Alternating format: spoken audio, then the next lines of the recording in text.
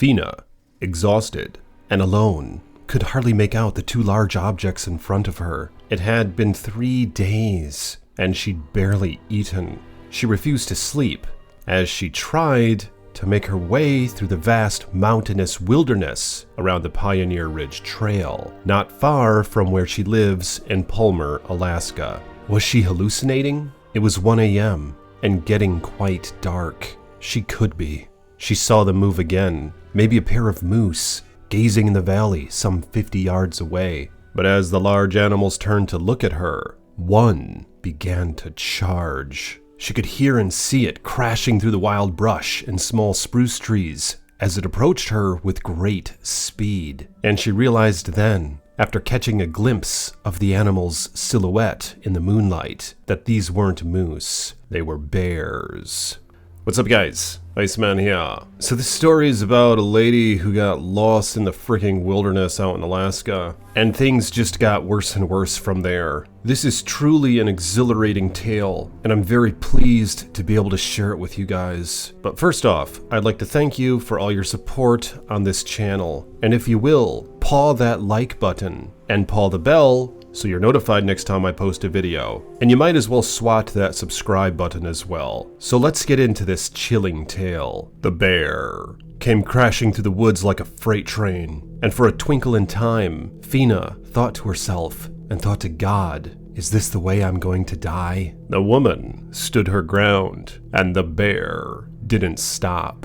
It was as if she could feel the ground shake as her nervous hands desperately dug into her backpack for the can of spray. She could hear the animal's huffing as its hefty body lurched toward her. And then she found it. Her trembling hands clenched to the cold mace can, and she dropped her backpack and aimed it in the direction of the determined, approaching creature. And she sprayed. It didn't have to be this way. Fina had walked these trails before, many times, but not always alone. This whole ordeal began when Fina embarked on a quick 12-mile hike she had prepared for, up the Pioneer Ridge Trail, not far from home. She stopped at the gas station and filled her bag with a few Nature Valley bars and some Icelandic glacial water, made her way to the trailhead, and figured she'd be back to her vehicle before dark. But the hike became a hellish one. She didn't reach the 6,393-foot peak until after 10 p.m., and she was forced to carve her own path on the massive descent in order to make her way to the other side of the mountain. There was an abundance of shale rock on the main trail, and she had no choice but to take a different route through the woods. She sent her husband a text, letting him know that her trip was taking longer than expected,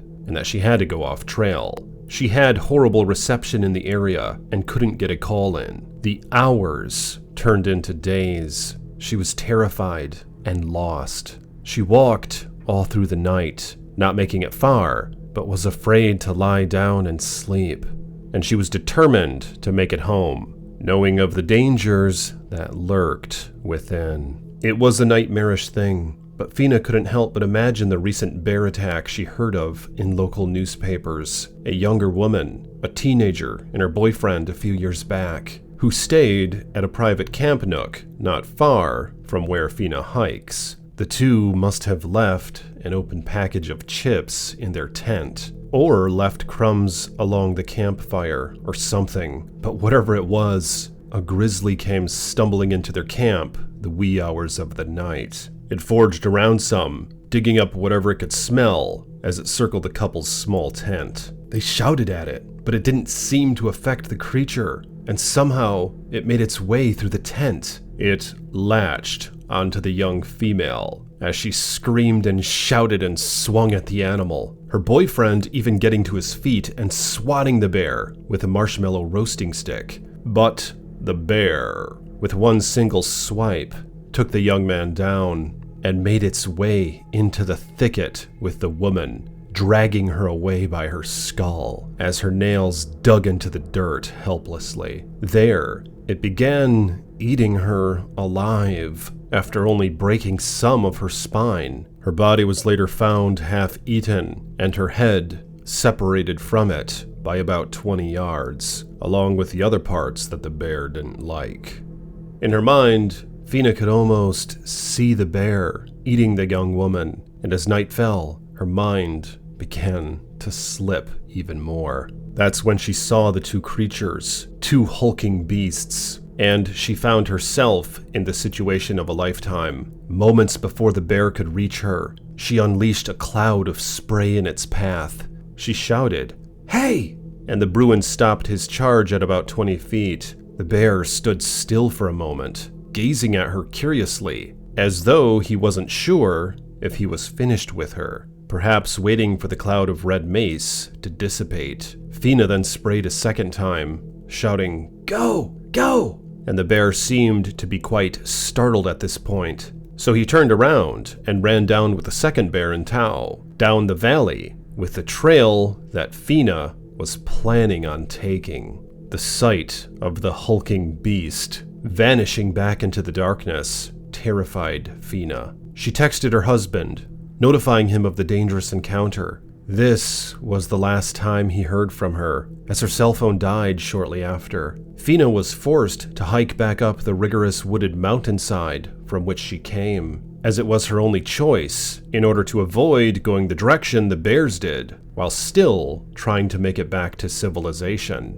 Her husband, concerned by her last text, notified authorities, and the Alaska State Troopers said in a statement that the woman was alone and in need of assistance after being run off the main trail by bears. A search was launched, enlisting the help of volunteers along with the Alaska National Guard. Helicopters began searching from above, and on the ground, canine teams scoured the Pioneer Ridge Trail and surrounding area. Fina was exhausted, finding herself in a futile situation, hearing the helicopters overhead and even seeing them a few times, but they never saw her. She waved her arms desperately once or twice, and they flew right by. The forest was so dense and dark. It was a hopeless endeavor. She knew at that point that she was on her own. As I was going down my own trail, making my own trail, I held onto this branch, and the branch gave way, and I went down with the gravity and hit my head, Fina told a news outlet. I was laying there, and this small voice says, "You cannot sleep," and I knew I had to get back up. Finally, Fina made it to a clearing. There, she clung to life. She waited for hours, hoping the helicopters would spot her, but they never did. And at this point, she was getting cold and began to hallucinate. I started seeing people who weren't really there. I thought I saw a parking lot from a distance, but it was nothing, just a vision. I got to get off this mountain, Fina recalled, thinking to herself. They're not coming, or they can't see me. Another treacherous day passed, and it was again getting dark.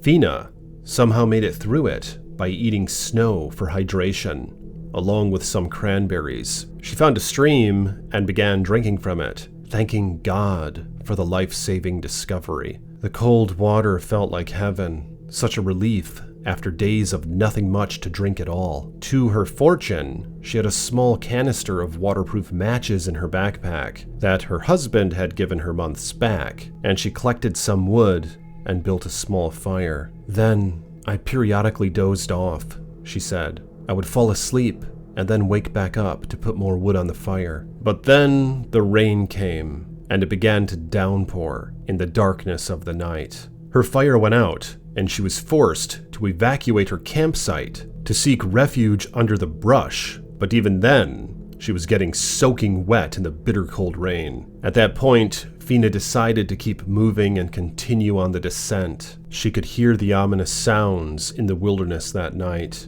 Howls and hoots, most of which she thought were real. Knowing that her mind was slipping once again, she felt as though something was following her, stalking her in the darkness. She would constantly get scratched and scraped down the rigorous descent, nearly losing her footing a few times. Growls and aches echoed throughout the woods, prompting her to keep moving. As she was crossing a small field, she tripped and fell flat on the uneven ground. Looking up, she found her face near what she was certain was bear scat. I was getting discouraged. I cried many times on that mountain, she said.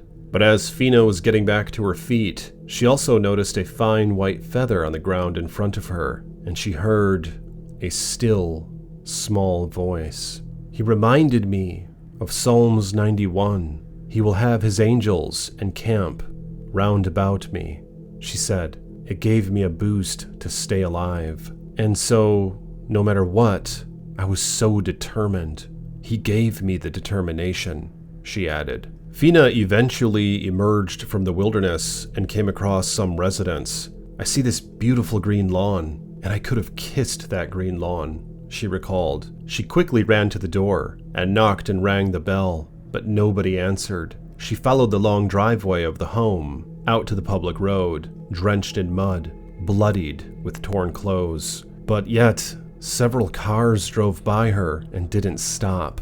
It was Wednesday evening. Nearby, deteriorating weather conditions had forced officials to call off the search for the day. National Guard members, Alaska State Troopers, and a party of volunteers were leaving the area for the day after finding no evidence of Fina's whereabouts. Then, all of a sudden, this truck was coming in the opposite direction of me and he stopped, she said. I guess he couldn't believe it because he looked at me a while and he said, "Do you know how many people are looking for you that love you?" The truck driver, a volunteer responder, had just come from the search area. His name was Steve, and he gave me food.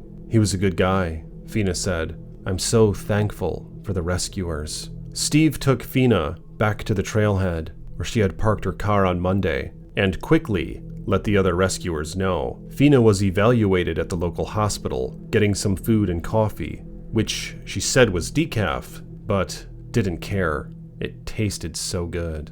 I was just so thankful to be alive and to love my family again and friends, Fina said.